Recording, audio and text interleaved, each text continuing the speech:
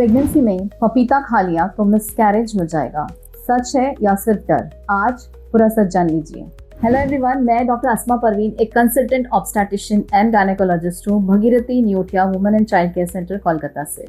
देखिए, मेरी डेली की ओपीडी में ये एक बहुत ही कॉमनली पूछे जाने वाला सवाल है। हमारी सोसाइटी में कई सालों से एक ब्लाइंड बिलीफ चलता आ रहा है कि प्रेग्नेंट महिलाओं को पपीता यानी कि पपाया नहीं खाना चाहिए बिकॉज ये गर्म होता है और इसीलिए ये इनके लिए जहर का काम करता है। तो आज हम इस कंफ्यूजिंग मिथ को बस्ट करने वाले हैं कि पपीता यानी पपाया खाने से मिसकैरेज होता है और प्रेगनेंसी ज़ाया यानी कि ख़त्म हो जाती है या नहीं। देखिए, इस बात से मैं कंप्लीटली डिसएग्री नहीं करती। So with due respect to our elders and senior family members, आइए सबसे पहले तो ये जान लीजिए कि पपाया दो तरह का होता है। फर्स्ट, एक होता है कच्चा पपीता यानी कि रॉ एंड अनराइप्ड पपीता, और दूसरा होता है पका हुआ पपीता यानी कि राइप्ड पपीता। अगर हम अनराइप्ड यानी कि रॉ कच्चे पपीते की बात करें तो इसमें मौजूद होते हैं पैपावेरिन एंजाइम यानी कि पैपेन, और दूसरा लैटेक्स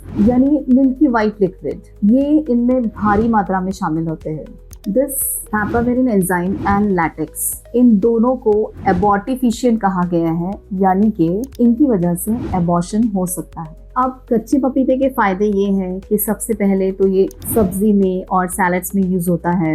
ये कॉन्स्टिपेशन को ठीक करता है। ये अगर मेंसेस ना आ रहे हो तो ये यूट्राइन कॉन्ट्रैक्शंस करवा के ब्लीडिंग स्टार्ट करता है। अब इसके नुकसान क्या है? अगर आप कच्चा पपीता अपने प्रेगनेंसी के लास्ट ट्राइमेस्टर यानी कि प्रेगनेंसी के 7वें, 8वें या 9वें महीने में खाते हैं तो आपको वक्त से पहले ही कॉन्ट्रैक्शंस यानी कि लेबर पेन स्टार्ट हो सकते हैं, यहाँ तक कि आपका वाटर ब्रेक भी हो सकता है। अब जानते हैं फुल्ली राइप यानी कि अच्छे से पका हुआ पपीता, जो कि ऑरेंज कलर होता है और बहुत मीठा होता है। इसे खाने से ना तो माँ को और ना ही होने वाले बच्चे को नुकसान हो सकता है। इनफैक्ट इसमें ढेर सारे विटामिन शामिल होते हैं, जैसे कि vitamin A, vitamin B, vitamin C, antioxidants, ग्राफेज, कोलिन, पोटेशियम, बीटा कैरोटीन्स, जो कि बेबी की आई डेवलपमेंट के लिए बहुत इंपॉर्टेंट है। याद रखिए, एक्सेस अमाउंट में कुछ भी हार्मफुल होता है। So today let's burst this myth. So आज से बिना